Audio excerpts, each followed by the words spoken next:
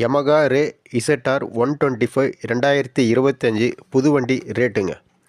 வண்டி ரேட்டு வந்து 1,17,778 ரூபா வருதுங்க. இதே நீங்கள் ஃபைனான்ஸ் போடுற மாதிரி இருந்தால் டவுன் பேமெண்ட் வந்து இனிஷியல் அமௌண்ட் வந்து 20,000 ரூபா கட்டினீங்கன்னா வண்டி கொடுத்துருவாங்க. நீங்கள் ஃபைனான்ஸ் வந்து 2 ஆப்ஷன் இருக்குங்க. அதாவது 24 மாதம் இருக்குது, 36 மாதம் இருக்குது. நீங்கள் 24 மாதம் நீங்கள் ஃபைனான்ஸ் போட்டிங்கன்னா மாதம் வந்து 5,368 ரூபா வருங்க.